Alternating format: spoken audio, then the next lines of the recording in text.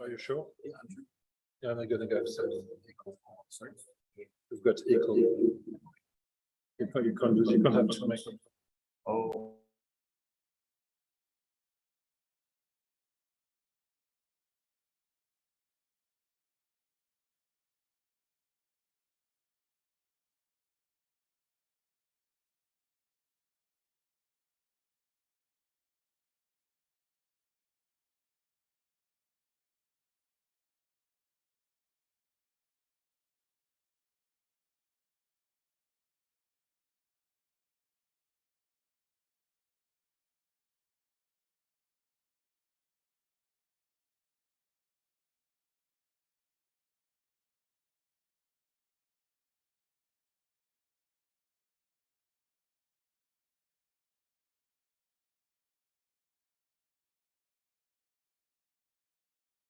Testing, 1, 2.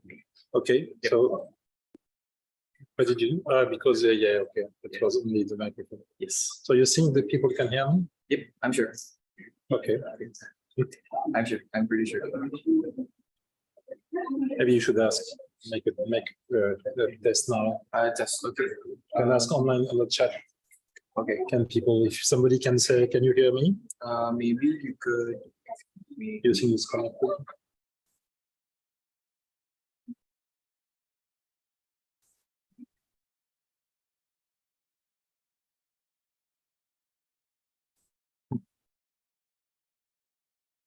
Okay, good morning, everyone. Everyone on the Zoom. Will you speak right here? Yeah. Sorry. Will you just like stay right here? No, I will use the microphone. You're gonna have plenty of echo for me. Oh yeah. Just mute it.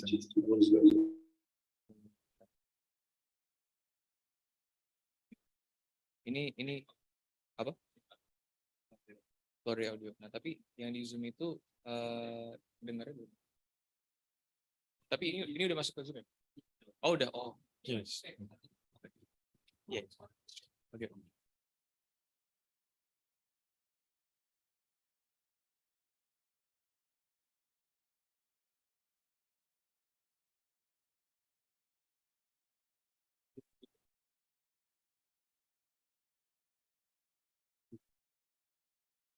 Okay, it's fine.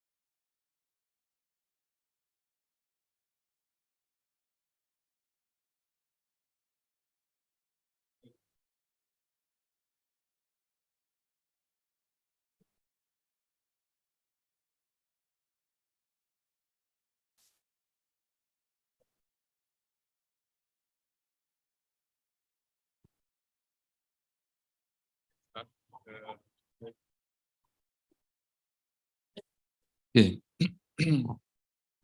Assalamualaikum warahmatullahi wabarakatuh. Good afternoon, everyone. Good afternoon. Thank you very much for coming today. You are coming right now in our and how many 30 participants who join via Zoom and as well as via the live stream YouTube. Okay, today we have a special invited session from IMT Atlantique, Nantes, France. Is there anyone who know where is Nantes? Which part of France? So today, thank you very much for Associate Professor Cédric Dumas for coming to ICTS series. So this is the part of ICTS series invited speaker session. With the topic of human factors for medical technologies. My name is Agus Budi Raharjo. I'm an assistant professor in informatics department, and I will be the moderator during this invited session. So before we start, please comfort yourself, and if you have any question, don't hesitate to ask. You can ask in Bahasa Indonesia, you can ask in English, or even you can ask in French. So I think it's quite interesting and quite rare experience because normally there are not a lot of partners from France. Normally we have a lot of partners from Japan, Taiwan, last time it's Australia, and the British UK. And now we have a chance, and this is a good experience for you also because IMT Atlantique Computer Science is ranked 98 worldwide. It means that top 100. So if there is any chance, maybe you can explore any, or you can expand your preference in this human factor for medical technologies aspect. Okay, I think we can continue directly to the Cédric Dumas. Please, time is yours. Thanks for inviting me. Thanks to ICTS. I'm trying for the ICTS conference for giving me this opportunity to talk to you all.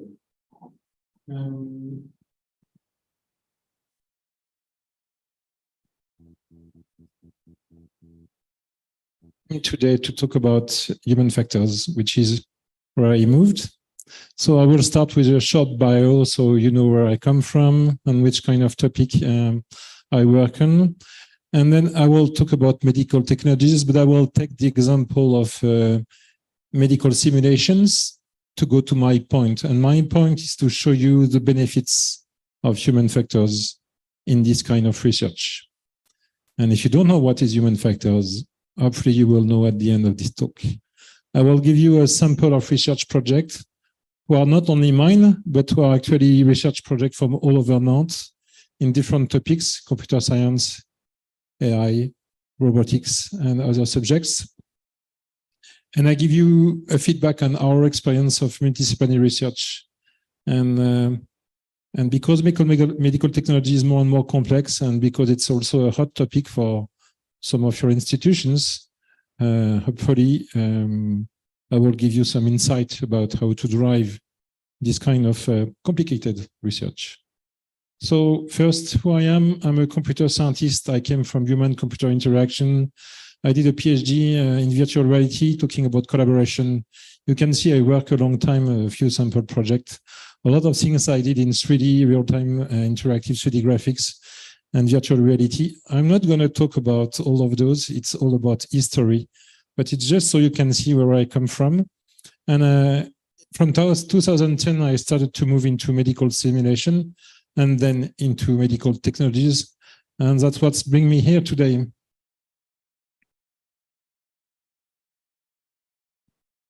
So, as said Hagus, I belong to a graduate school of engineering. We train PhD students and master students for Master of Science and engineering students. There's approximately 1,600 engineering students in the school, and the others are masters and PhD.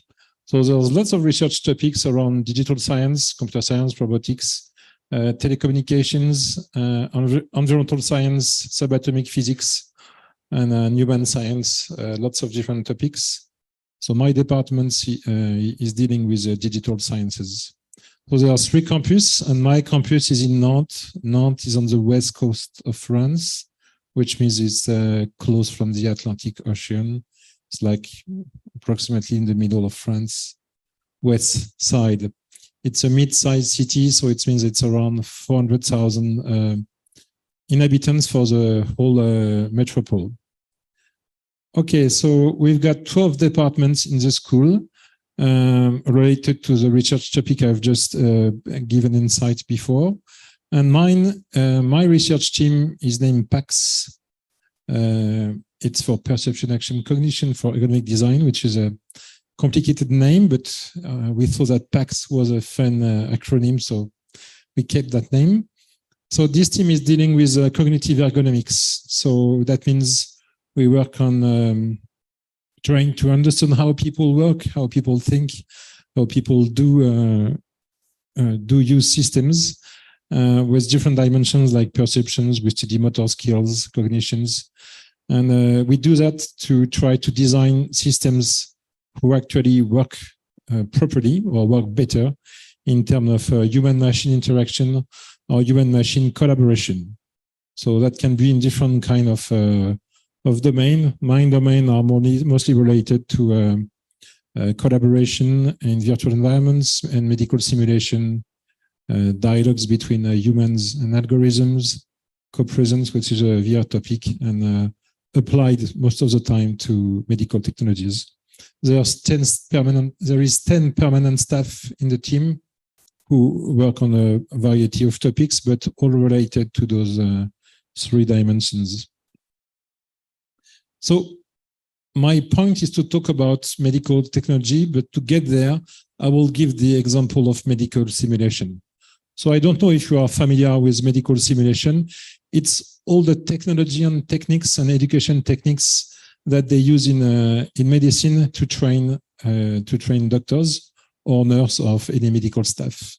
So a lot of them are using mannequin. That's what you can see on the left. It's the most used probably training techniques with training teams, training people, and then doing debriefing. It's mostly for team training. You can also train some specific technical skills with mannequin. You've got virtual reality simulators you might have heard of. This one is for cholecystectomy, but there's plenty of them, and it's mostly for surgical skills, which means they are here to train surgeons for technical skills. And there's all other physical device. The most popular is the FLS box you can see here, which is used in the US and a little bit everywhere to train the basic skills for manipulating a laparoscopic device, which means you train your basic skills to manage minimally invasive surgery techniques. So it's sort of 3 categories, 3 original or historical categories of simulation techniques. What you see now is that you've got companies such as this one on the top, which is a vascular surgery procedural training. I try to jump as far as I can in the video. And those people that are using VR, so I cannot jump. Those people are using VR to train nurses to prepare and set up vascular surgery in the operating room, which has been seen. It's not about technical skills. It's about procedural skills. It's about learning how to set up the operating room properly for the surgery. So that's a typical example of how virtual reality headsets are now used in simulation, for example. So it's not really like a surgical simulator. Another example you can find today in the industry is this tool from Sim4Health about anatomy, the second one. And this one is it's more like classic. It used to be done quite often in virtual reality or tabletop interaction. But this one, I mean, all of those one are actually products that a nursing school or a medical school can actually use. So this one is an immersive anatomy simulator where you can see different kind of layer and see them. That's another view of seeing anatomy. Maybe if you've never made any medical studies, you know what look like an anatomy book. Anatomy books are usually 2D drawings or 2-dimensional printings of the human body. That's another way to explore the human and learn about the human anatomy. The last one, it's another kind of training tool. It's actually an augmented reality, but it's one you've got a virtual patient. You look at the virtual patients and you get some information about his conditions, what's wrong with him. And here it's to train doctors to bring the right diagnostics. So virtual patients used to be text files describing symptoms and eventually interactive tools. Now there is this medicine tool that provides a virtual representation of the patients, showing what's wrong and medical science. So I won't be able to get through the last one, but that's okay. It's just to give you some examples of where we are now. And what I want to show you is that medical simulation or medical training is sort of a complicated task because you need to be able to measure in the field, in reality, what your simulation bring and how it was useful. And originally we had mannequins, now we have mannequins with robotic features like teleoperated, where a trainer can move and make the mannequin reacting. We've got surgical simulators with haptic device, which are also quite common. There is 2 leading companies, Surgical Science and CIE, working on that domain. And you've got those new virtual environments with avatars to learn procedural skills. And that's new companies such as VIA Patients, CIMIX, or OMS. So it gets more virtual, but on the real side, you also have innovation like some doctors to train students, they use actors, human actors. That's what they call simulated patients. So the actor is trained to simulate a patient with a disease. And there's also companies such as Avekin who are actually using sort of prosthesis, robotic prosthesis you put on the actor to simulate, for example, a birth or a wound. So it's an actor playing a role and he's got a device over him to simulate bleeding or whatever on top of that. So it's like augmented humans. So you can see, you can go virtual, you can augment humans, you can go with robotic mannequins. There's all sorts of technology with different kind of goals. And when it's about training technical skills, I mean, itself, you've got other kind of trainers such as, the doctors, they often go to anatomy labs with cadavers. They go to animal labs and surgeons train on pigs or other kind of animals, but animals with a close anatomy from human. And they can use part as trainer or phantom. So what we call phantom is a device, a physical device to train one specific skills.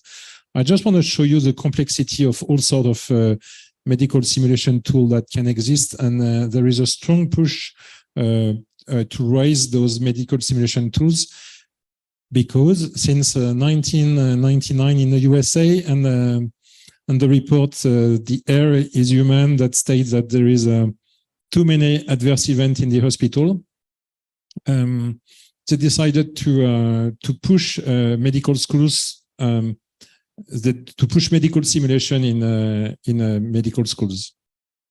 So they don't want, if you want, they don't want junior doctors to operate first on the patients. They want them to get through simulation. And now most countries are pushing medical universities to use a lot of simulation. So because of that, there is a rise of new products and new solutions and technical advance and pedagogical advance in medical simulation. So all those people working on medical simulation tool, you could wonder, what path do they use? How do you build a medical simulator? What would you do that? How would you do that? And so that would be my illustration to tell you why we need human factors. So bronchoscopy, I will take the example of bronchoscopy. So bronchoscopy is performed mainly by thoracic doctors. They use a flexible, thin endoscope you see on the left, and they insert this endoscope through your nose and throat. They get through the trachea, and then they can explore your lungs.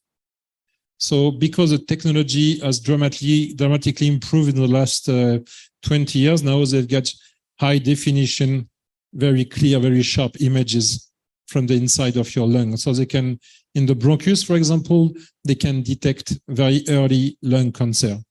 I mean, if they're skilled enough, they can make a very early detection of lung cancer or other kind of disease before it gets worse.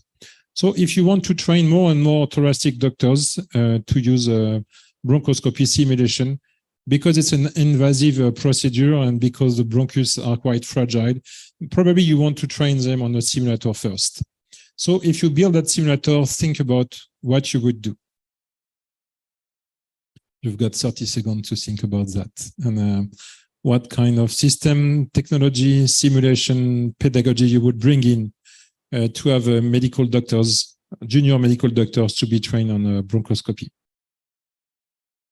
So if the expert, the thoracic doctors come to see you and start talking about the bronchoscopy, so you get some information and you start to understand how bronchoscopy works. And you see that this guy is manipulating the endoscope with his two hands, actually, one close to the mouth and one holding the endoscope handle with the nuts.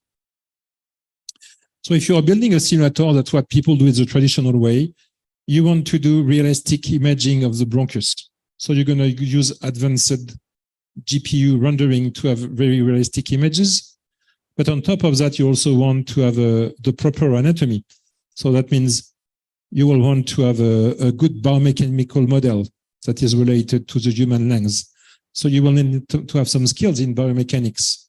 And also you will need some proper data because there is a large variability of the anatomy between humans. Not everybody has the same kind of lungs, the same kind of configuration, same configuration of bronchus.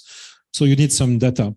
And after that, because you're building a simulator, probably you want a haptic device that can provide force and torque feedback. So the simulation is realistic.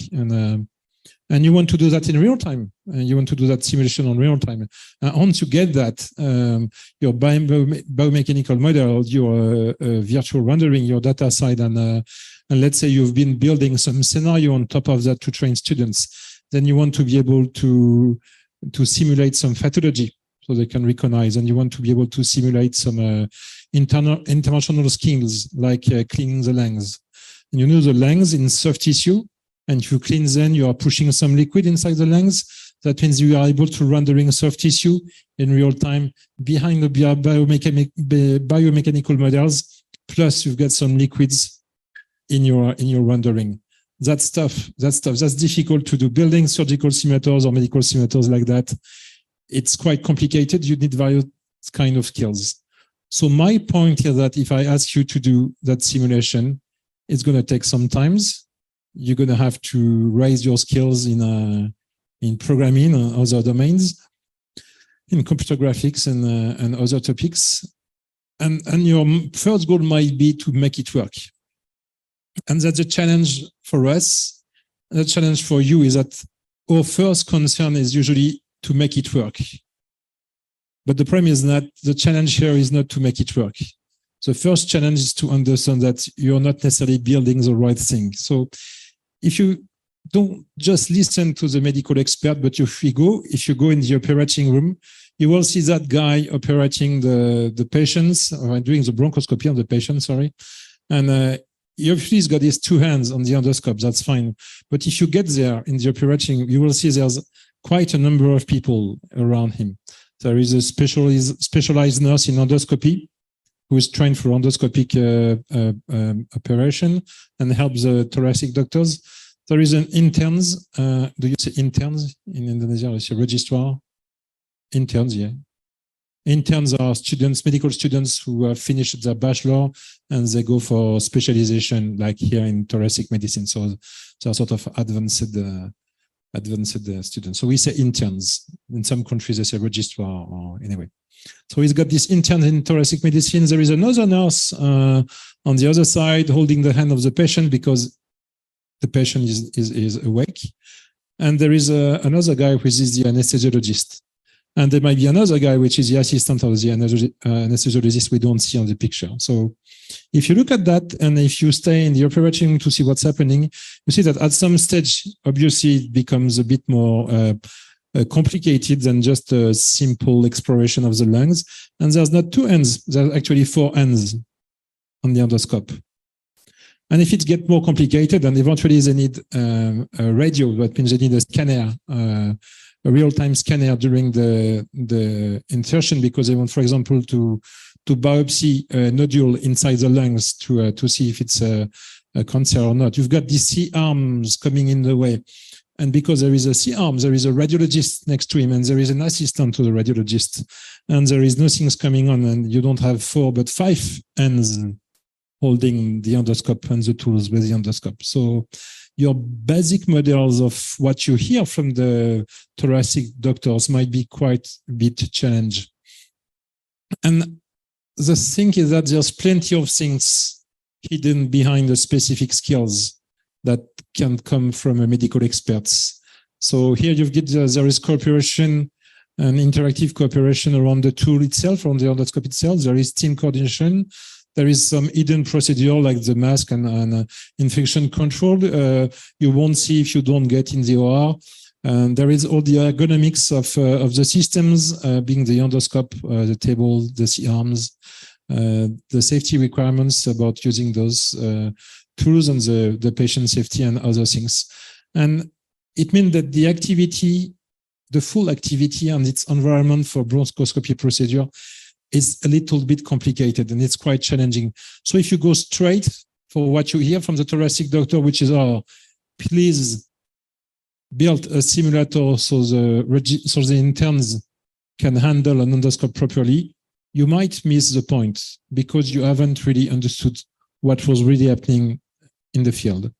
So what we do is we do video analysis. So you do this kind of synchronous recording. You put as many cameras you want in the operating room.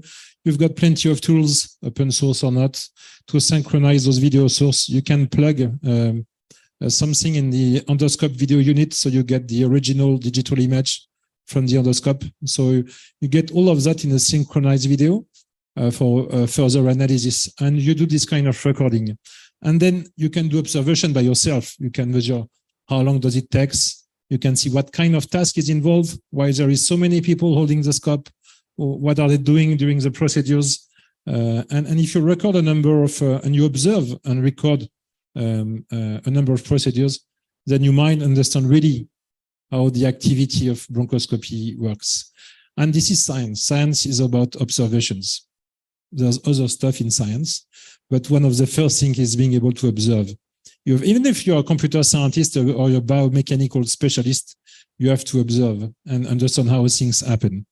So because you cannot understand everything by yourself, what you do is you use techniques such as self-confrontation interview. So what you do is that after the procedure, you take the surgeons or the interns or whoever was in the operating room, and you show him again the video on the screen, and then you record what's happening just for memory, just for you as a scientific material, and you ask him to comment on the video.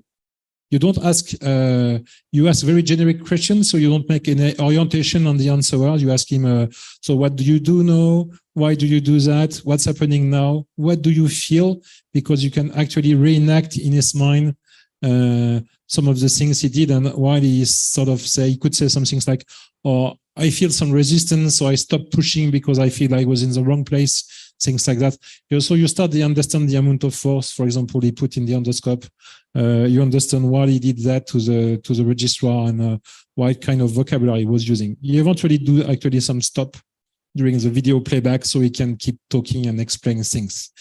And the fact is, the same guy explaining you the procedure around the table, which is his vision of what is bronchoscopy.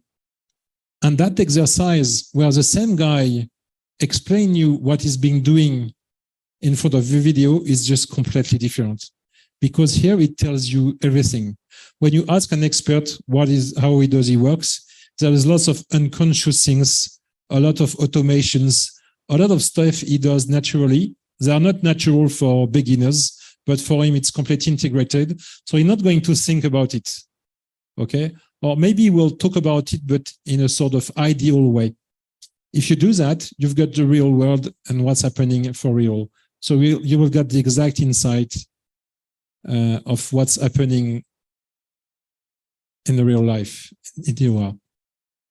So by one way or another, you have to do this kind of exercise. You have to do this kind of interview where you confront people of different skills, different jobs, with different role in the OR, with what's happening, what happened. You have also to do that because there is some, when teams are used to work together, there is some very subtle moment where people don't need to talk to coordinate themselves, and you can't find that if you don't do this kind of interview. So this is an example of the kind of method you can use to really understand what's happening on the ground. You can use other things, like, for example, you can do posture tracking. So in that kind of specific operation procedure, when the doctor turns around the head of the patients, it actually helps him to insert the bronchoscope in the left or right lung. And it actually helps the beginner to do that if they know that. But it's the kind of thing that he will forget to tell you, because it's so natural for him to just turn around when he's doing the motor skills around the head of the patient that he forgot to tell you. But you see him doing it in the operating room. So when you look at the video, you ask him, but what are you doing now? Why do you move left? Say, because when I actually insert on the right lung, I have to turn left because it's much more easier for the manipulation of the scope. Okay. You could have seen that before. So you do this kind of posture tracking, and then you can use all sorts of other sensors, like, for example, biometric sensors to measure the stress of the team and things like that, to do, again, what's useful to grab as data in the OR. And then you got tons of data to analyze, which is super cool. So what do you get at the end? At the end, what you've got on the market, you've got the full-scale, super expensive simulator, which is really nice, but it's mostly about technical skills, the bronch motor. And you've got a super lightweight running on a PC USB with a small USB device to train bronchoscopy. And they are both good, but the fact is that what they need in the training centers, because at the end you are building the simulator to help people to get better. And in fact, that's not only what they need. If you did all of that study, you realize they still need physical trainers like the box they have on the left, because they've been using that since ages. And that's where they actually validate, certificate the skills of people. They have a BSTAT evaluation technique that they all use to assess basic skills in bronchoscopy with that physical box. So you still need that physical box.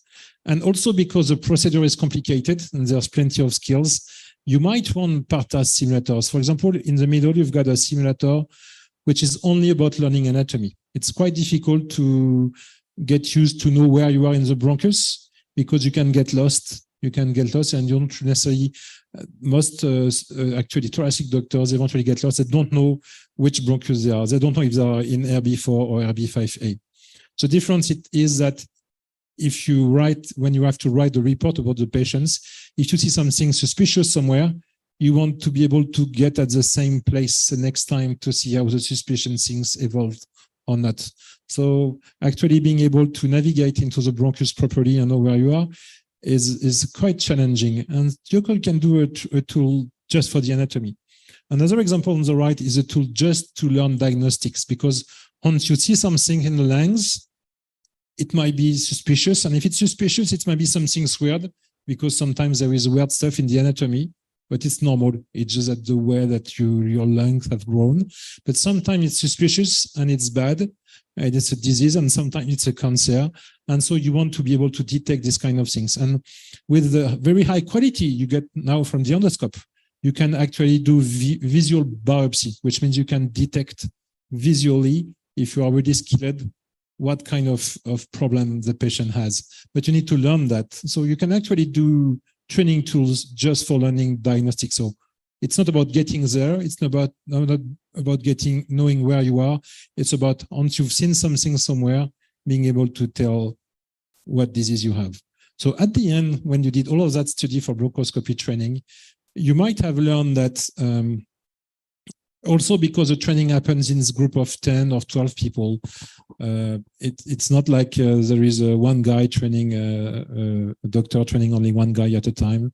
You have training workshops where there's 10, 12, sometimes 20 students or actual doctors coming to be trained. So you can't have one scale simulator like the bronch motor.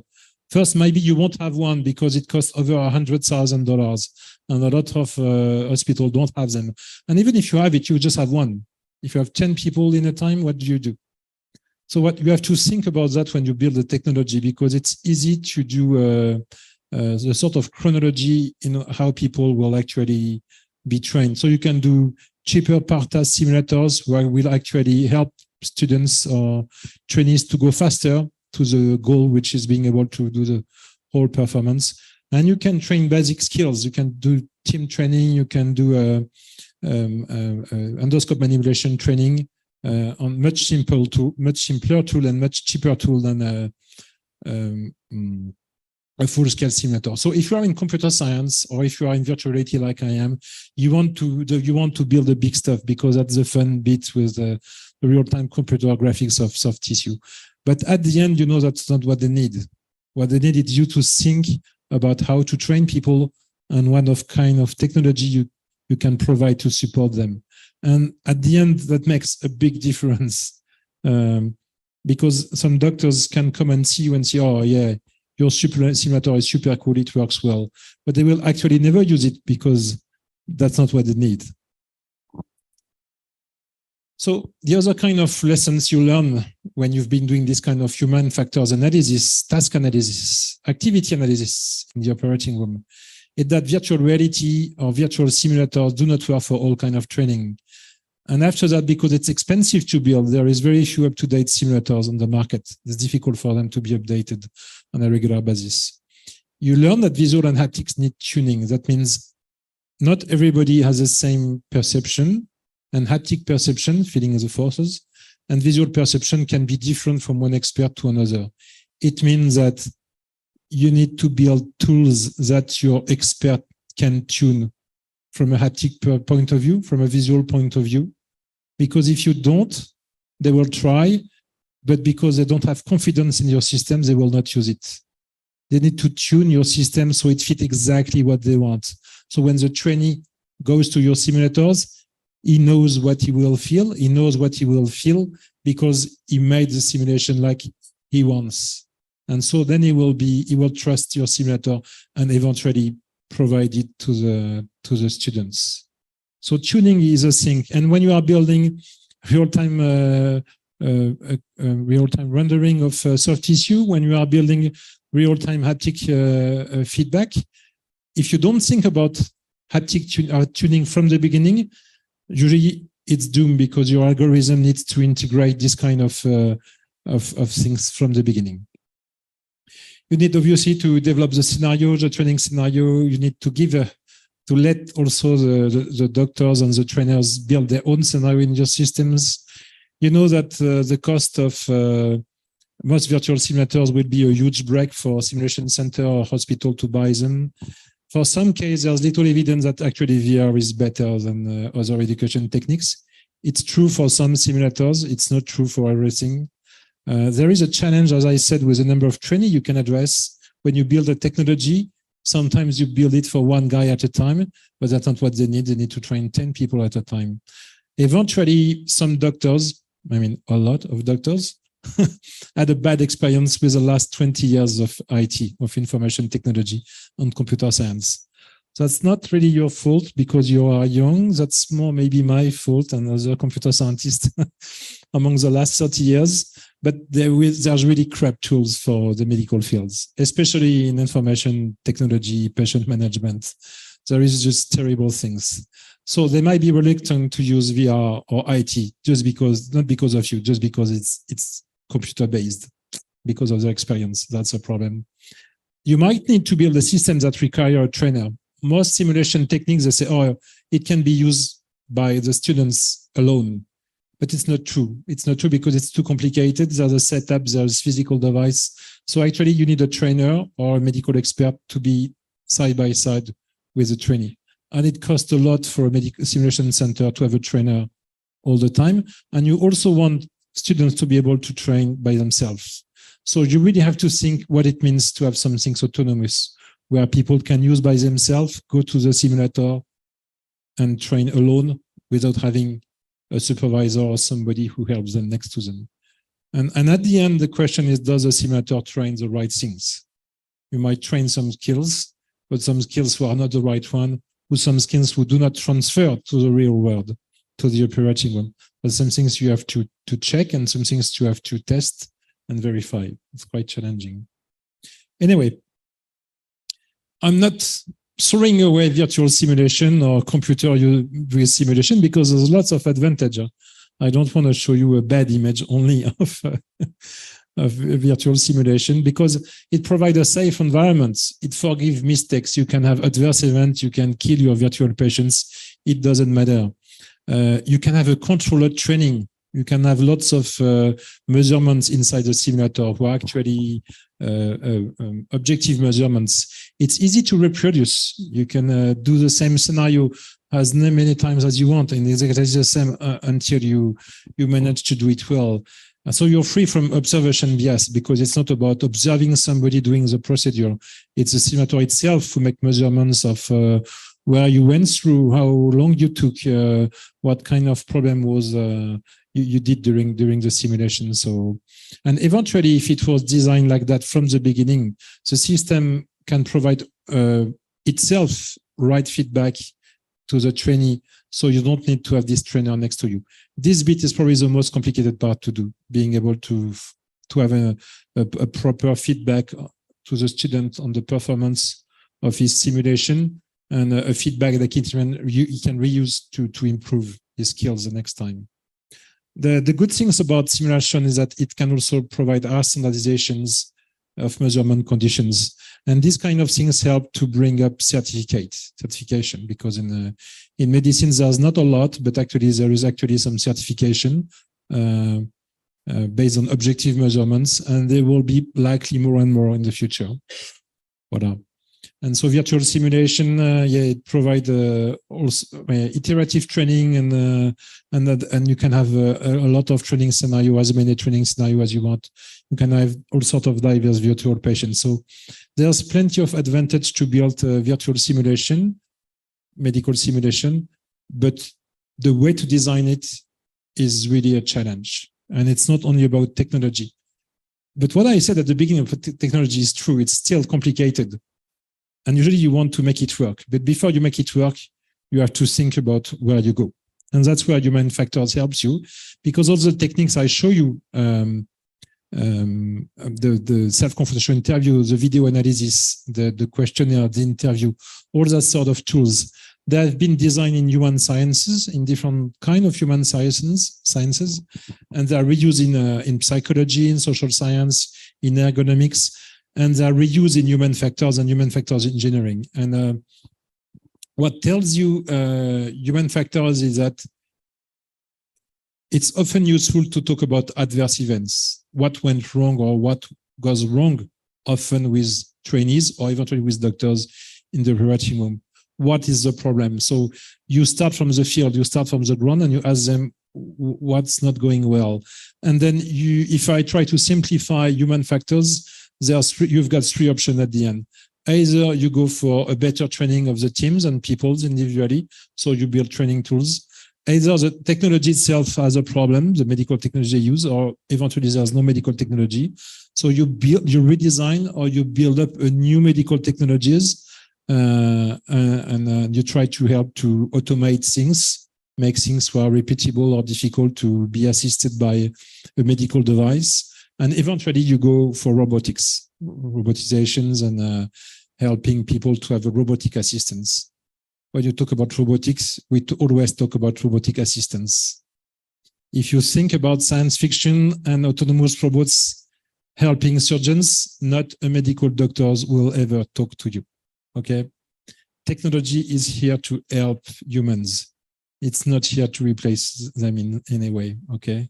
So if you want to keep talking to me or people in human science, you have to think about technology as a way to help humans.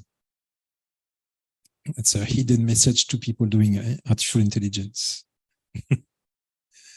Anyway, you can go for robotics and you see the H1, H2, H3, it's like horizon 1, horizon 2, horizon 3.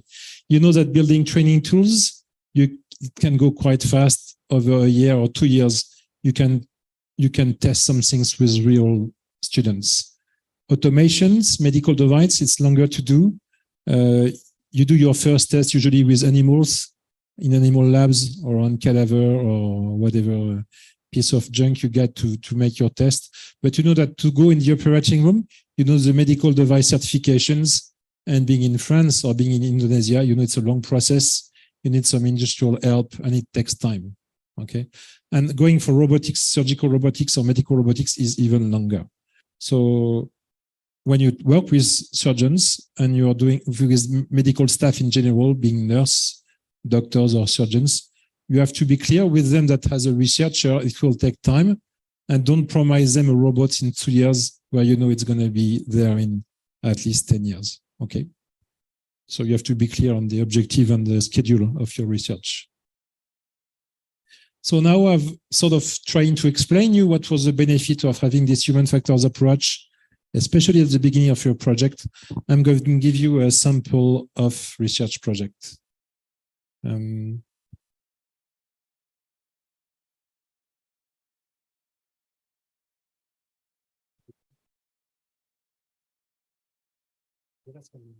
Okay. So I'm going to talk to you about FAME. So FAME is a research network. It's not a lab. My lab is my laboratory, and it's part of that research network. It means it's a group of people interested in medical technologies. Are all based in my city in Nantes, and I'm actually coordinating that network. So it's not about music. It's not about dance. Oh, sorry, I won't dance today. I'm not going even to sing unless we go to a karaoke tonight. No, it's not karaoke here. Okay. So FAME is more about that. That's maybe why we named the network. You know that doctors are a lot about FAME. So one way to attract them in research is to show them that eventually they will raise their profile using new technologies, and they're fine with that. I mean, that's one way to have a cooperation with doctors, because it's difficult to get them in the loop because they're super busy and they have other things to do. So getting doctors involved is difficult. This picture is a sort of joke, but at the end, I mean, recognition of their work and being able to provide a higher profile in education, for example, or with medtech is something they can be sensitive to. So FAME stands for Human Factors for Medical Technologies. Our idea 4 years ago was to promote collaborative projects between researchers and medical staff. So the basics of everything we did since 4 years, and we find medical staff with a problem, a real problem they've got in the operating room, somewhere in the hospital, a real problem from the field, from the ground, and that doesn't have a solution ready to go on the market.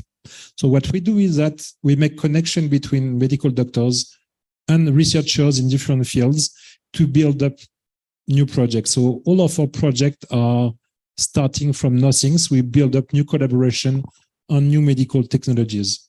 The way we do that is that we provide funding. We provide always two master funding for 2 internship. The way it works in Europe is that you have a 6 months internship to do during your master, so a little bit like here.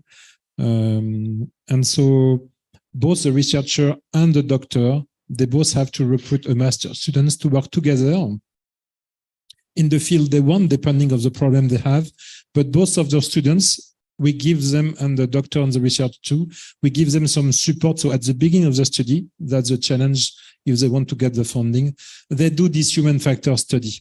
They do this analysis in vivo with the students to surround the problem, not just listening to the expert, but doing some real observations of the problem. And this brings common ground. This brings some shared knowledge between the researchers and the medical doctors. You can imagine that people doing robotics and people doing surgery, they are quite far from each other in terms of skills.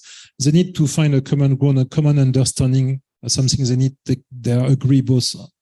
And these things they both agree on is typically observation and conclusion from what's happening in the OR, in the operating room.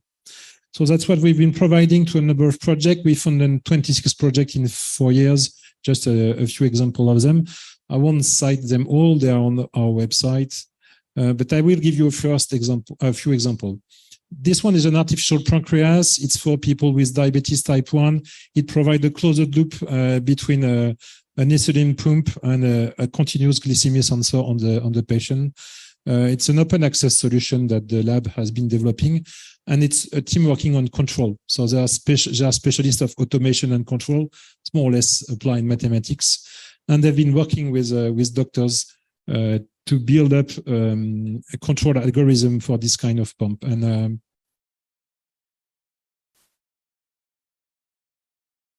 another example is a certificate of robotics. So the surgeons we are working with, some of them operate with the Da Vinci systems, and they wanted every surgeons or every interns who actually work on the robot to fulfill basic skills in surgical robotics, so they don't touch the robots with a patient unless they get that skills.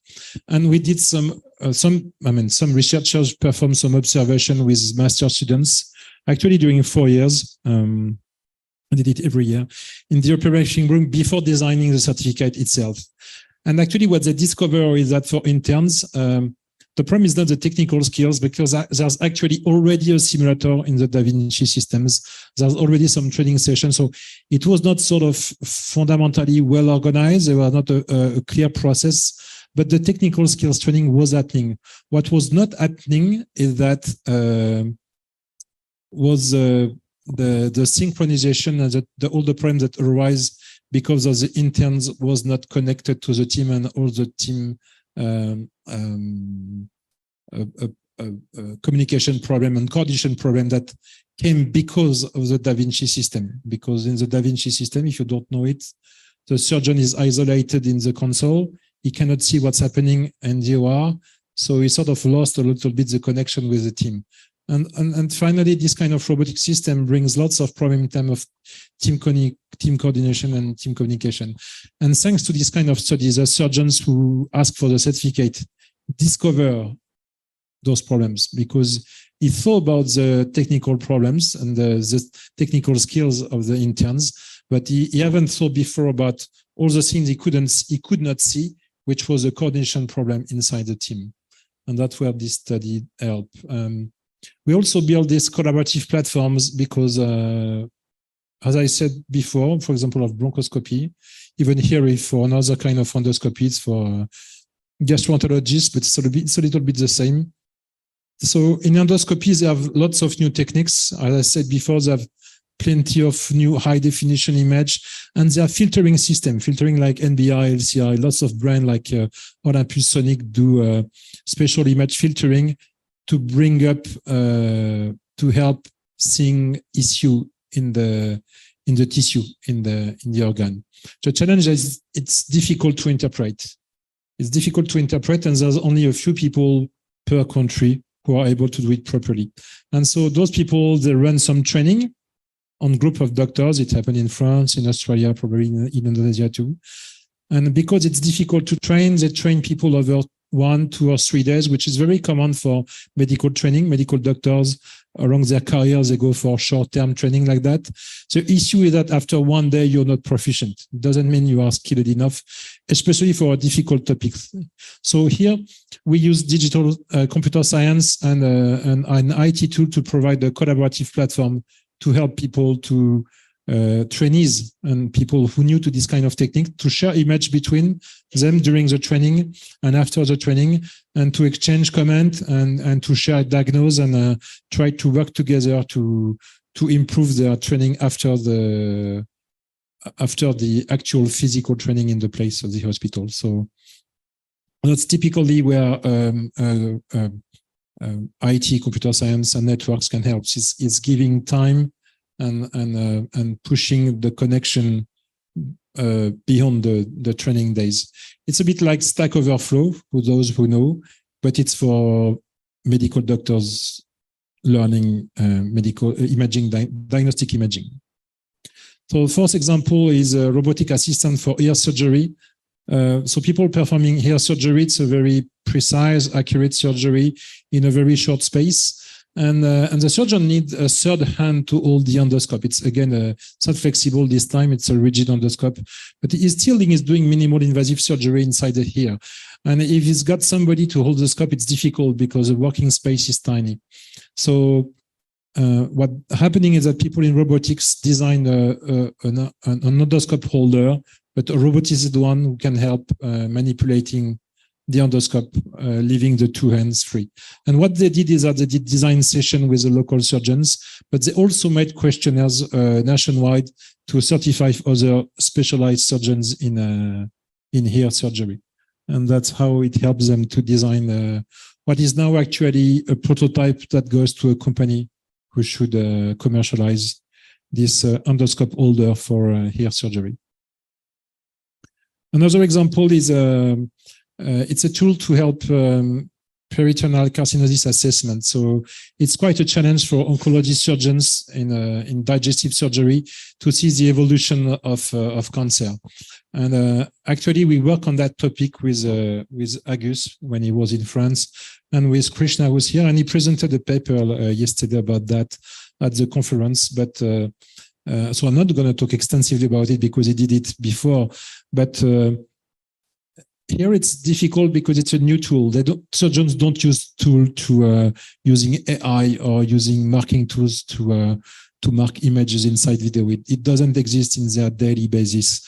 So you really have to, you can go and see in the OR, but on top of that, you really have to provide some sort of, it's just a simple example of going through an interview who helps you to really understand what they need, because what they need doesn't exist yet in that case. So again, you need to do some things which is really surgeon-centric if you want them to help it, because you can develop the tool, you can make it. The challenge is not to make the tool, is to have the surgeons using the tool and not using it once and throwing it away. No, it's going back to the tool because he knows it fits what he wanted.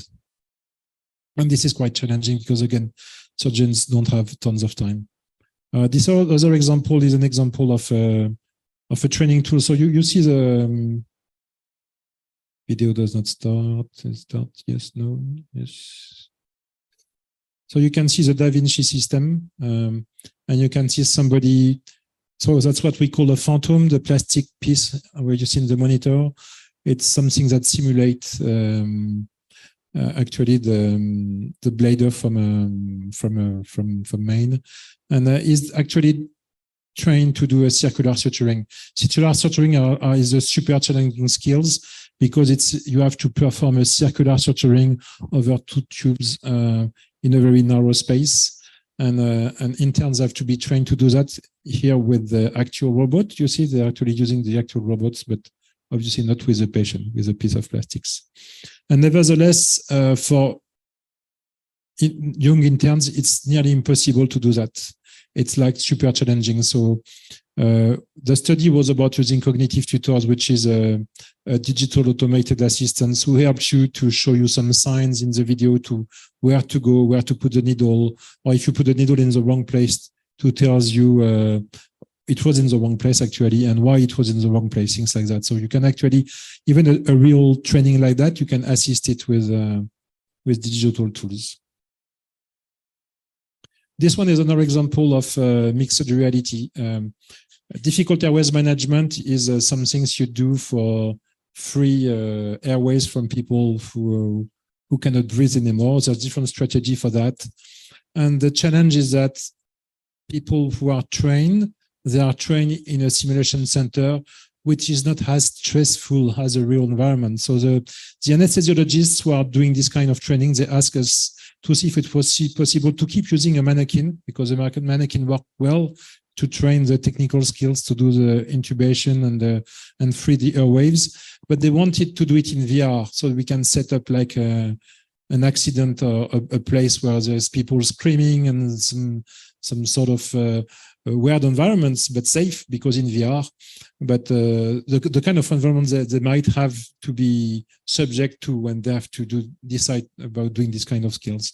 And so in virtual reality, I give this example because it's an option to now use with the recent advance in headsets to use virtual hands with real objects. So you see you've got a real heads, you touch the real heads, but what you see is you touch a real head, a real plastic head. But what you see is a virtual head, and you can see your hands. And here we look that actually virtual hands were not accurate enough for the user. So in terms of human factors, in terms of ergonomics, when you were seeing the hand touching the head and the way you see the hand, it was not accurate enough. So people didn't like that kind of technique. But where we've been using 3D cameras like the Kinect to see 3D hands, actually the camera was actually accurate enough. So the feeling in terms of haptic perception was realistic enough. And even if the resolution in terms of pixel of 3D pixels is not super high, people really prefer this kind of interaction. So you can actually mix people in a headset touching real objects mapped with a virtual object, but using their real hands, using 3D cameras. So this study was prospective, but now that's the kind of things you can do with a VR headset. Nearly done, no?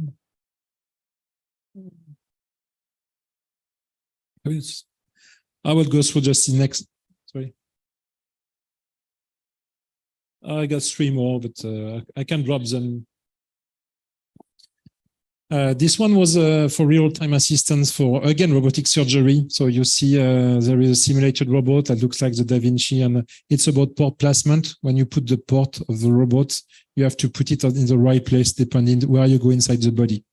So this is a cholecystectomy here. You've got the picture of a woman here.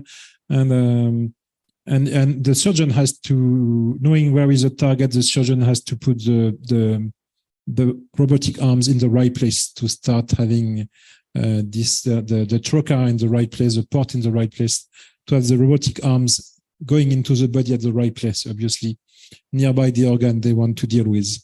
And the Da Vinci procedure is actually well made, but this research work shown that it was not optimal, that if you take into account the anatomy of the person using 3D scans and the deformation of the organs because we inflate the abdomen during the surgery, actually the organ displacements you should not put, the optimal position is not where the classic procedures tells you to put them, but the optimal placement is actually using this kind of tools, or this kind of detection methods.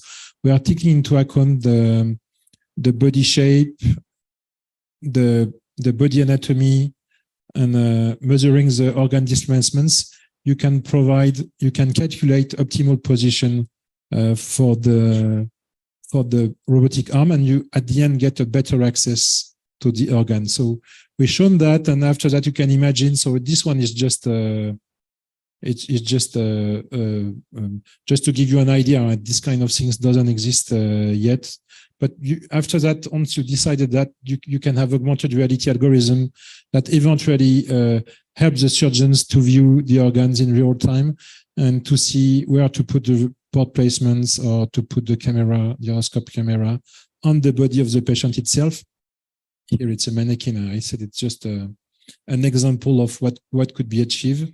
Not touching, obviously, any device because the surgeon is in a aseptic environment, and using augmented reality to optimize the port placements before deciding where to put the actual port of the robot.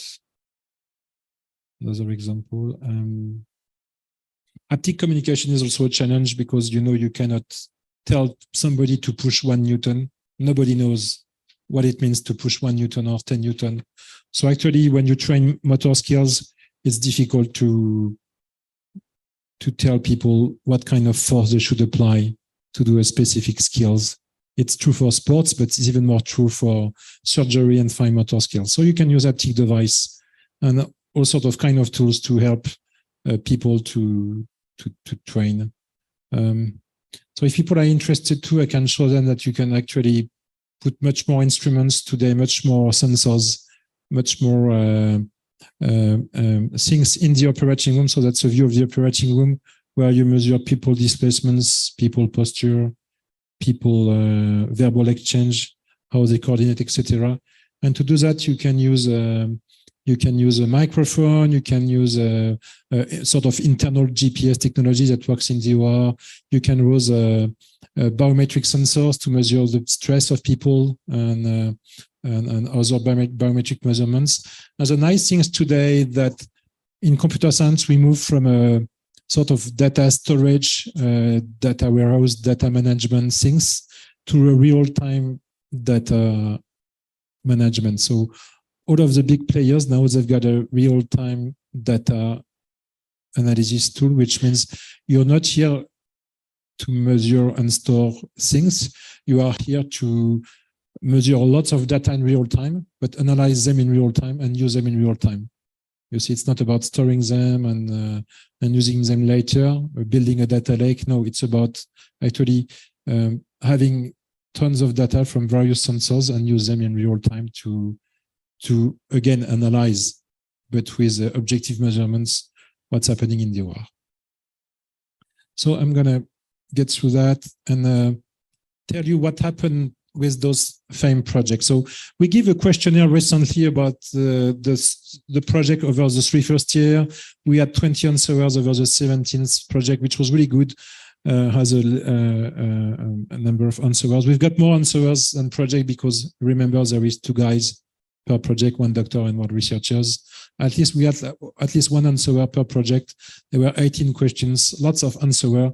And I won't get through because I don't have time to, it's not the main things. What I want to show you is that all of the researchers and doctors involved recognize that the mutual understanding was a key to a design for all of the projects we went through. They need to spend time, to give some time for communication and sharing, and that diversity and collaboration were an absolute strength. So at the end, if you look at that questionnaire, that was like a 100% success for what we did over the 4 years in terms of multidisciplinary.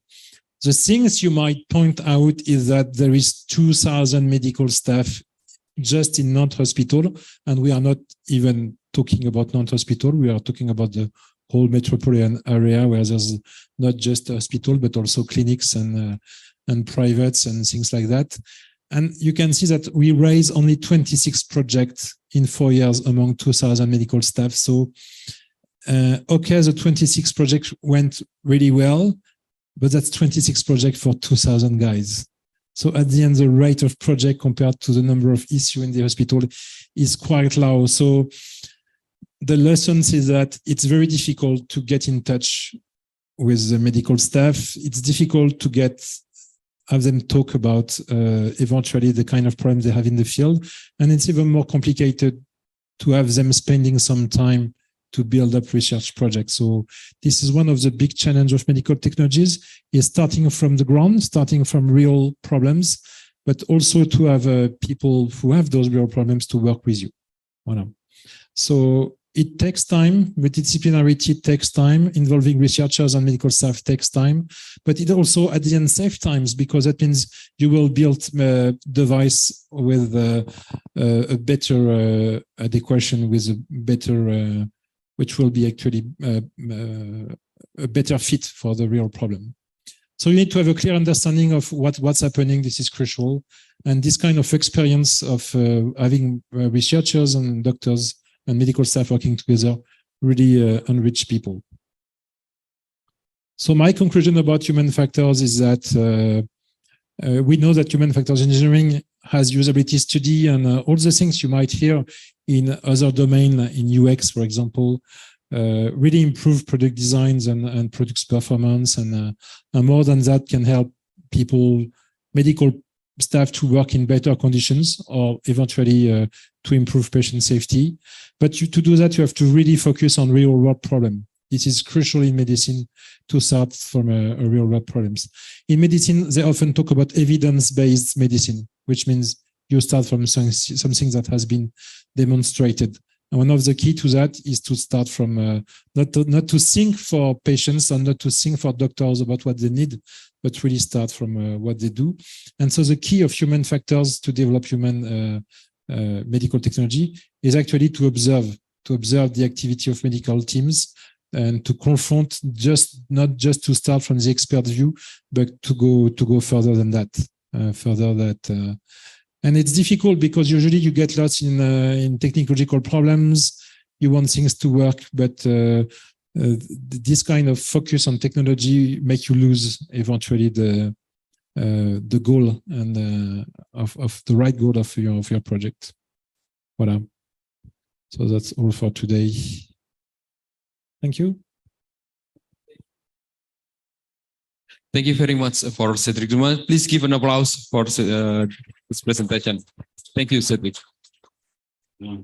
So, well, not a lot of things to learn today, and interesting technology used. Well, first thing first, science is about observation. Well, I like this that term.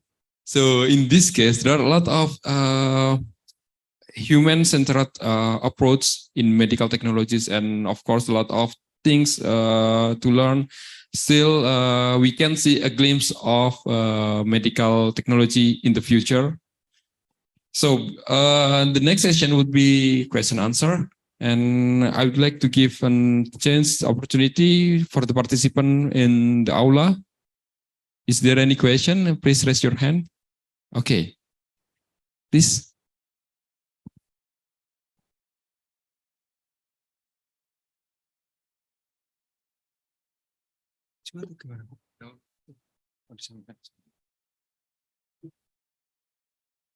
Thank you for untuk kesempatannya sih. Yeah. My question is, in Indonesia, we have a diverse cultural and contextual belief on how to use medical technologies. So my question is how to implement the technologies that you have already mentioned it before with such cultural and contextual challenge in Indonesia. Thank you. Yes, so it's quite a challenge. So my research disciplines is a lot related to economics and to economics with business. So it means we do not address all of the challenges with if you are used to computer science and do it, and I do not prefer computer design, know that people don't necessarily know simple design, which is the method and the technique to sort of involve taking care of the user to design your application. And that tends to this kind of approach to go with that nice application, and the application of computer science have really changed between the 90s and the years after that, and now we've got a digital platform. But as I wrote here, as a benefit of human or more scientific approach, and the fact is that there is researchers who are pushing a number of other challenges who are against equality of chance, equality objectives, the gender equality, justice equality, gender equality in regard to technology. And very complicated. So I was 2 weeks ago at the European Conference on Cognitive Governance, and there were some keynotes of people talking about that, which was about how to increase social constraints or bring social equality, which is more or less what we have, because how do we bring people from culture, which is having respect of cultures in the design of the application. And there's a challenge that it's not about academics, not only. It's about bringing social science and anthropology inside the research. So the way to do that is to do multidisciplinarity, but it's more complex than just what I said. When I was trying to show that it's complex beyond the technique itself, that can create a good diversity, you have to include in the research more disciplines. And disciplines of human science, who are not necessarily the one who are used to work with. The connection between economics and technology around this interpretation works well. Then beyond these people in technology professions can be a bit more complicated for people when it's different with people who are doing technology in the private channel.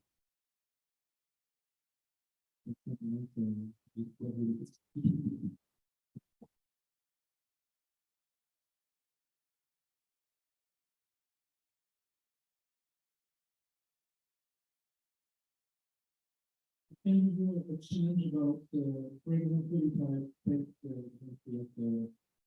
medical simulation, it was not about religion, diversity of culture, it was more about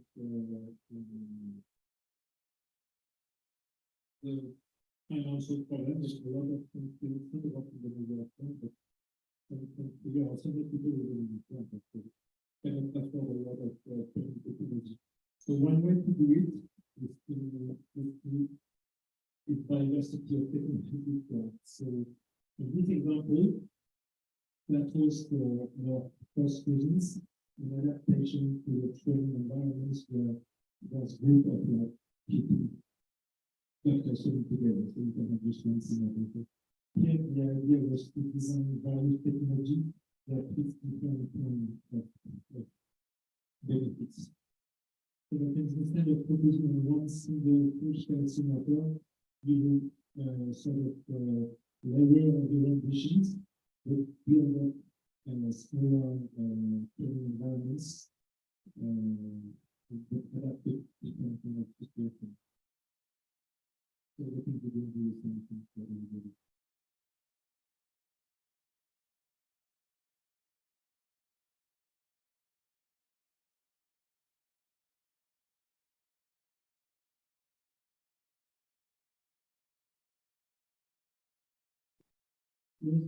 If you look to a specialist of cultural studies in one area, all the difference between the different communities will have same problem. But not necessarily for you because you're not in the field of research and you're better with the sort of normal and what you mean with the citizenship, but that's happening. But if you start to share a solution of the real world, of the real operating work of the previous, then you can start to put on the paper about what doing science around humans, to try to put on the paper what are the differences. So the first thing is to agree with the research team, with the doctors, is to first agree on what's happening in the world. So you get to don't look for the solution. You agree first on what's happening in the world, and when you do that, you realize that social and don't have this individual in the research.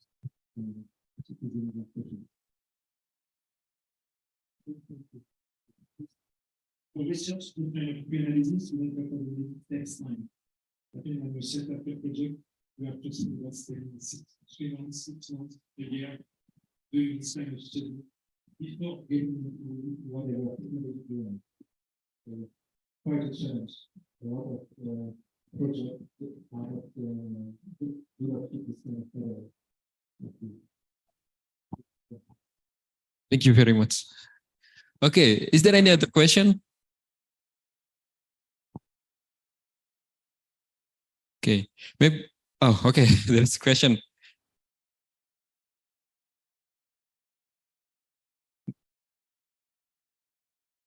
Please. No, my name is Bella. I'd like to know, are you in of the medical technology in the near future? Thank you very much. Thank you. I think the biggest challenge for human capital is to have people reading their books. What I mean is that I don't know if there is about France, medical studies, they are barely human capital. I mean, there is no teaching or training for doctors in terms of using technique to analyze the situations. We need to take a step back and try to observe and see what's happening in the world. There's a little bit of it now, so I think that the challenge is more to have this kind of techniques being taught to medical students and people in engineering. We do not have them to become specialists of personalities or become algorithm results. It gives them a glimpse of what's necessary to do with the project and to do for the right people at the right time. The job for the one factor, I think the biggest challenge in the next year. Outside USA, because you have the very strong focus in the training and human capital engineering, is to do not do human capital only for people studying human science. It's to give a glimpse of people who are building technology or using technology to be able to analyze and take that into what they use.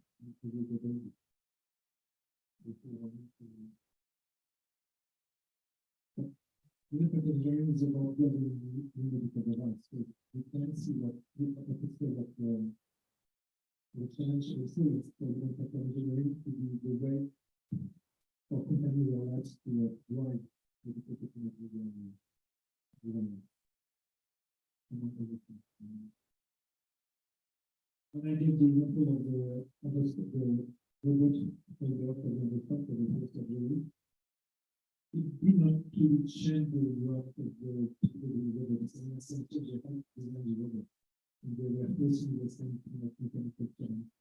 The difference is that we have a proper vision of what they had to do, and it had an influence on what they were doing.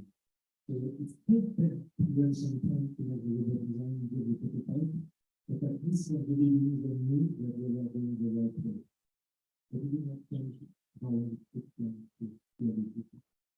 It just helped them to reach A goal closer from the real expectation or the real world, what the real world needed.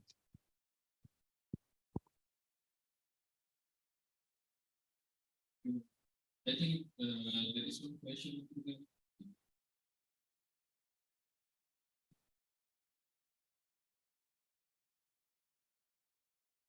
We have a question also into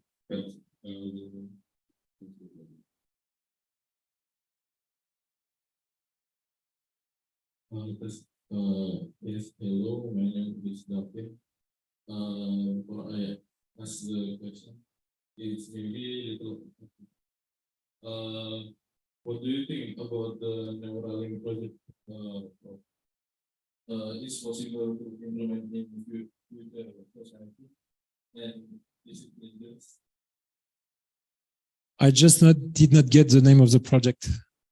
Neuralink, this project, Elmas, project. You mean it's never. Yeah. No, yeah, inside your brain. You like disruptive topics? Can we stop the recording?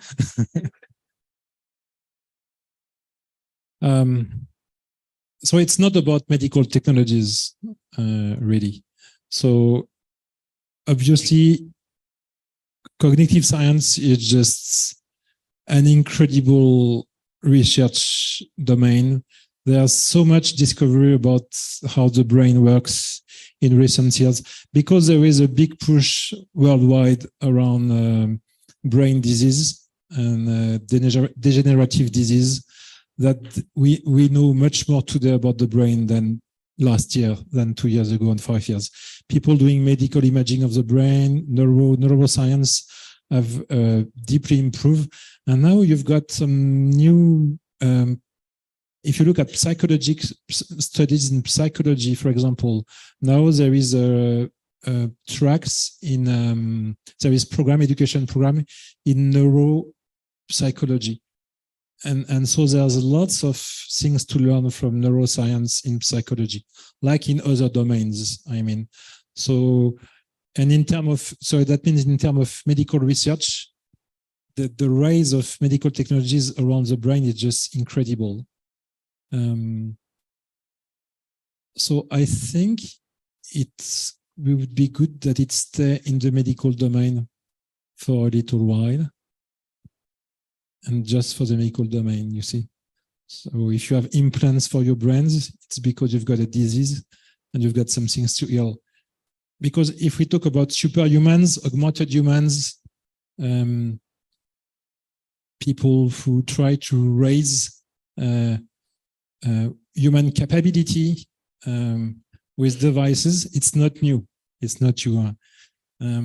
So NACI have worked extensively on superhumans and have made lots of non-ethical experiments on that, but they were not the first one. You see, it's like a dream of science fiction that exists since quite a long time to have augmented humans. But I think it's really the wrong way, unless it's medical. But I don't have $3 billion to invest in my research, so I can't fight Elon Musk. Thank you.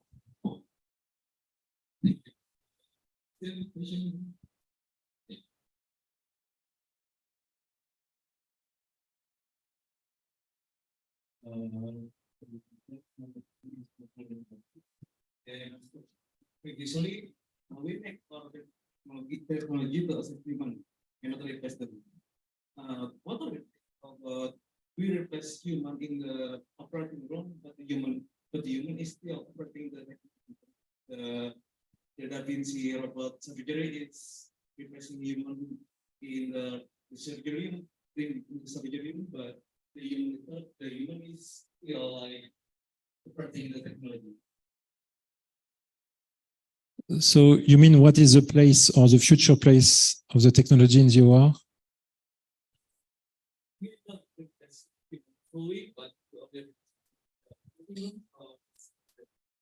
yes, so you have to understand the Da Vinci is fully teleoperated. We call it a robot because it's a robot, but it has zero autonomy. Okay, it's fully teleoperated. It doesn't decide anything by itself. Usually the difference between automation and robotics is that a robot has somewhere a sensor and has an algorithm to make a choice at some stage to go right or to go left, to make a decision. And that's the difference with automation, where actually the system just repeats, it's a closed loop system that just repeats the same thing. So we could say that in a way, it's fully teleoperated, so he has very limited, you see, it doesn't decide anything by itself. So it helps, it's an assistance, it's an assistive technology. And I think that a lot of technology should be designed like that, like assisting the operator, helping it in a way as simple as possible. That was your question? Or? Okay. I think there is maybe one more question over here, and then we move on to the Zoom question. Okay, thank you so much for the opportunity. My name is Cédric Dumas. I'm junior year in computer science in ICTS. And my question was actually some kind of follow up from the previous one. And it is about, I think, because we have talked a bit about the topics from today, so I would like to ask about the moral in human interaction in comparison as well in medical group. So the previous question was talking about the robots or the things that human made was supposedly to help other humans as well, and in medical field probably to help the doctors and other medical expertise. But it is, or do you think it is inevitable to actually, maybe it's already it's probably a long way to go, but do you think it's inevitable that probably in the future there will be something that a human created that will be replaced the role of humans? Probably something that is more advanced than the Da Vinci machine itself, or anything. I actually really interested in this. Yeah. Yeah, so the Da Vinci is an incredible machine. It's a beautiful piece of technology, but it's bulky and it's a disaster for the team. But it's great for the surgeons because they can have super accurate movements. If you had a chance to manipulate a Da Vinci, I don't remember how many degrees of freedom it has, but it's so smooth, so nice, and you can reduce the size of the movements. So it reduces tremors. You can have, it's just beautiful, but it's also full of problems, in fact, and full of new problems. So hopefully it would evolve and become smaller. But I don't think it, I hope that people working in technology, in robotics, and also in AI will keep having this thinking about assisting humans, not replacing them. Replacing them is just wrong. You can use technology where there is no humans. Let's say you are in a, sometimes there is no medical solution or there is no medical staff. If you are in a very remote place, if you are in a very large country such as India, and you want to do a screening program for women, for example, you have 500 million women, you will never be able to manage 500 million people to that screening program. So that's where there is nobody, then the technology can come and bring some automation for sure. So you can reach a first level of understanding of what's happening in terms of health, for example, in the population. But at some stage, this is just a way to filter.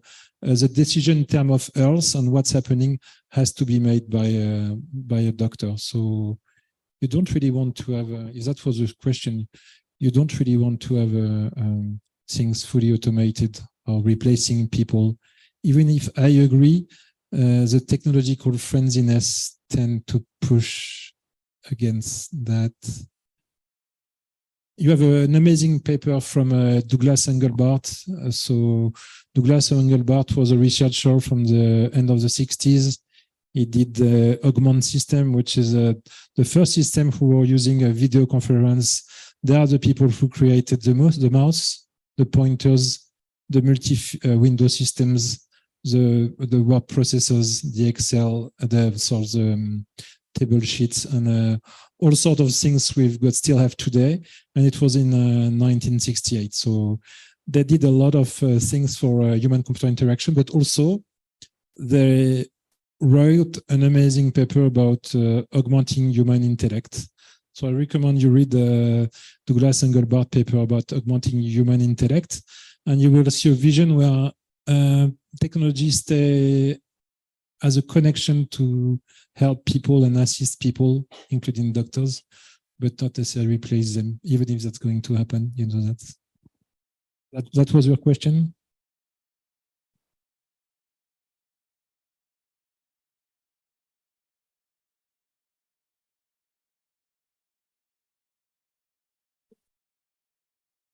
Very like here.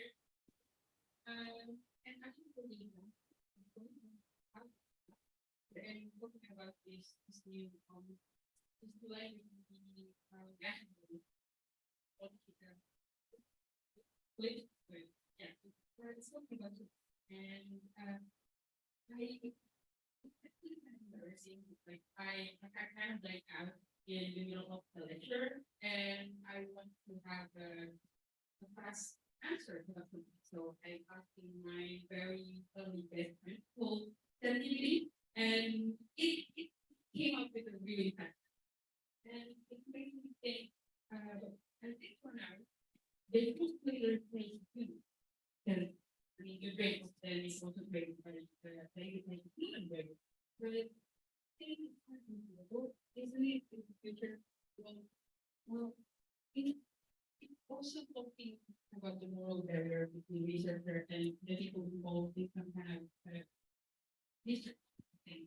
And maybe it's give a lot of benefit for some people, but it's also actually very cost as well. And probably replacing new jobs. Yeah, so I cannot predict how societies will evolve, but you have to think that ChatGPT doesn't have any moral and it doesn't have any creativity. So maybe it will happen yet, but that does not exist yet. And the fact is that it can answer a number of questions also because there's tons of rules in front of it. So when you ask, how can I kill myself easily? It won't answer. But it's not because it is a smart AI. It's because there is rule behind that says you don't answer our questions about suicide. You see? And that's just pre-programmed rules that say you don't talk about that, or you use that strategy to answer that kind of question, you see? Which was the problem of lots of AI before from Microsoft or Facebook that were more open. This one is just... So it's a wonderful way to have a synthesis and text, but no moral and no creativity yet. And you can ask about the designers, they will tell you there is no creativity or no moral behind. So AI is not the answer. But human machine, if I want to go back to my topic, that's the stuff about professors, you know. It's about human machine collaboration. Try to design AI systems that can collaborate with humans, which means you don't show a decision. You don't calculate some things and see the result is that. This is wrong.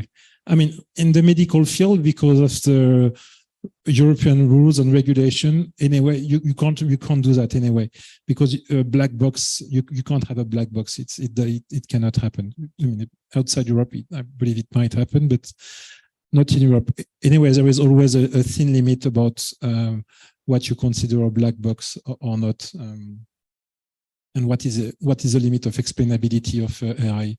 But you might try to think next time to have to program an AI, try to think in terms of dialogue.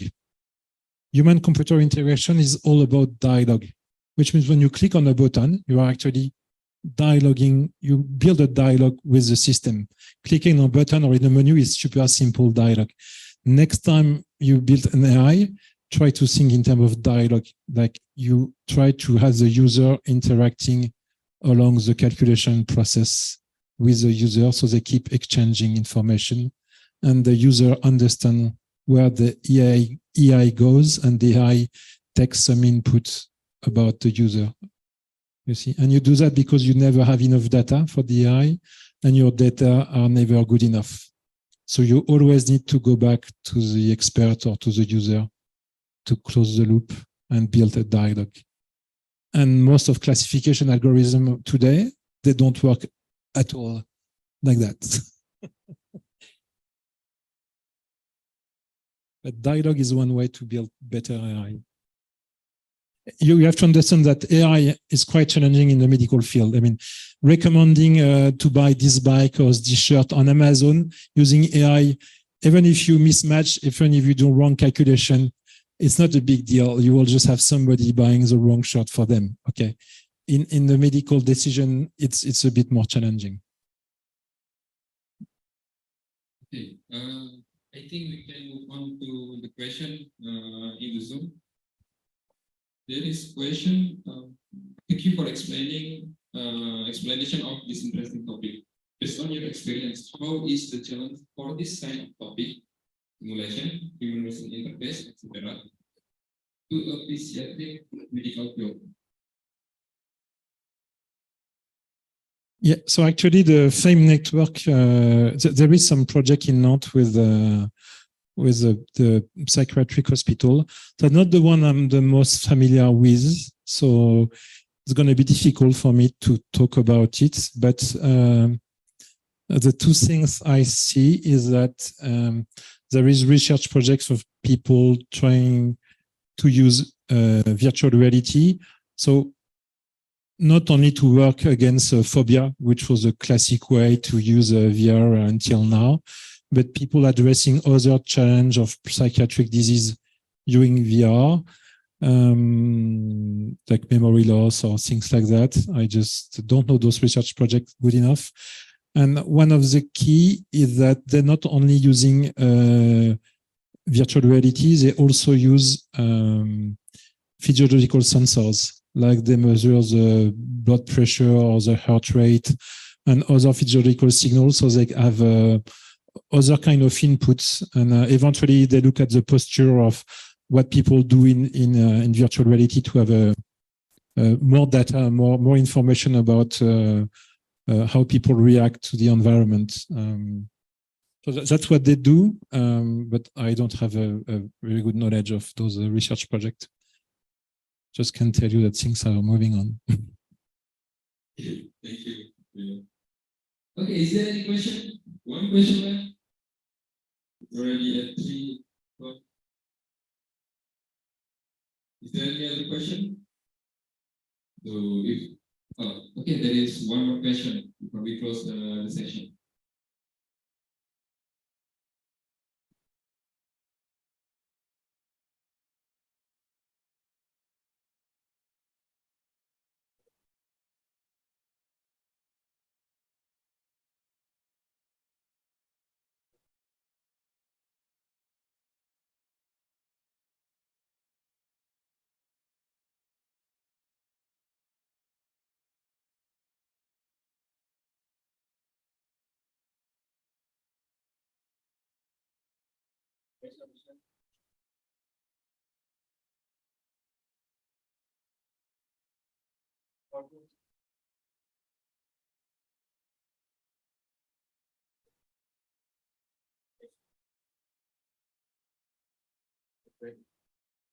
So, I have a question.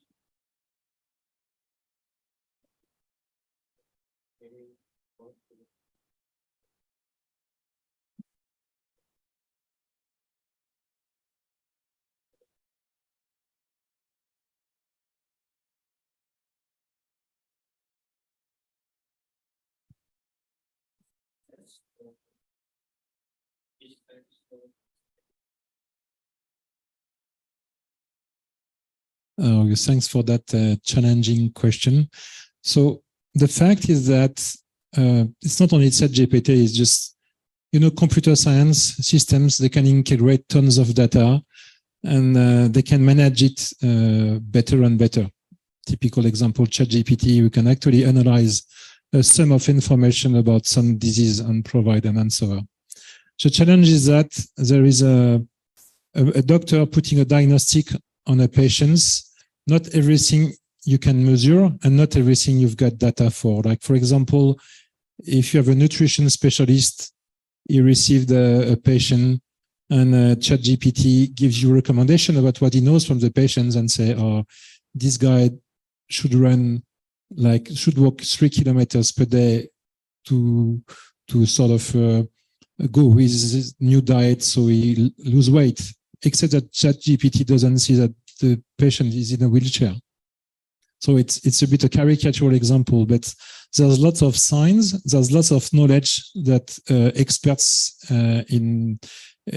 doctors knows about their patients because they follow them, because they know about them, because they know their habits, because they ask questions. And before an AI, it's not necessarily about the ability of reasoning of the AI, it's about the ability of system in general about observing the real world, you see, and observing people. And so if you want to make ChatGPT useful or your next AI useful, make it so it can cooperate and bring all those information that the doctor cannot remember to help him to converge via the right diagnostics. So ChatGPT, or not ChatGPT, but an AI dedicated to providing a good diagnostics can certainly help any medical doctors. You see, but by helping them by bringing knowledge, eventually the doctor doesn't know, does not remind at this time. You see, but it has to be, because we don't think and we are not built in terms of reasoning the same way. So we really need to think about in terms of cooperation, because if ChatGPT can make 64% and a doctor make in like a junior doctor or a mid-career doctor can have the same score, that means together with the right designed systems, they can do 70, 80, maybe 90%. You see, they can be over the top. The challenge is to design a system that can bring that knowledge the right way. Going back to dialogue and communication between the AI and the doctor. So it's a challenge for radiologists. You know, radiologist is a very technical, it's the most technical medical specialty. We often say that radiologists are engineers, people who wanted to become engineers who actually go to medicine and finally choose radiology, because radiology is all about device, system, algorithm, data analysis. There's very, very little interaction with the patients. It's all about technology. And so that's the first, one of the first jobs who was targeted by AI, where people said that, oh, it's going to be replaced by AI. But no, the conclusion is not at all that it will be replaced by AI. Those people already using tons of very advanced data analysis and decision algorithm, maybe not with AI, but so the challenge is that the next generation of radiologists, you will have people, radiologists using traditional systems, and you will have radiologists using system with AI. And the one using AI will have a better performance than the one not using AIs. So you can be sure. If the system are designed properly, people using let's not talk about AI, because it's a sort of it stigmatizes the discussion, especially if you talk to doctors. Don't talk first about AI. Just say that the computer can manage and bring in the game lots of data. It can analyze them and bring them in the discussion with the patient. So it's not just use the patients, it's use the patient and the system, and you work together to bring a better diagnosis using any kind of algorithm.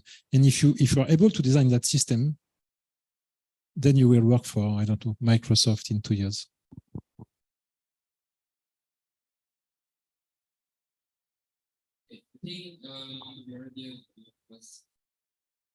Yeah. Maybe I can tell the students, if some of you wants to come and talk to me about studying in Europe, doing international exchange and stuff like that, we are always happy to have students coming. We've got funding for that, and it's also about mutual cultural understanding and cultural exchange. So you can come after the talk and talk to us.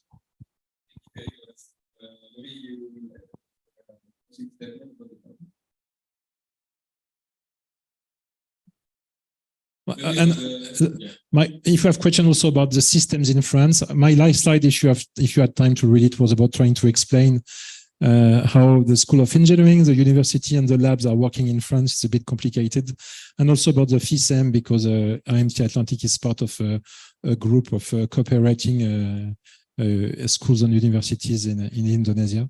So also you want to have questions about how research and higher education works in Europe, you're welcome to come and talk to me. Okay. Thank you very much. Giving a round of applause for Cédric Dumas. Now, very interesting channels. If you want to confirm this exchange, we can discuss with later. Okay. Then based on this explanation, thank you very much.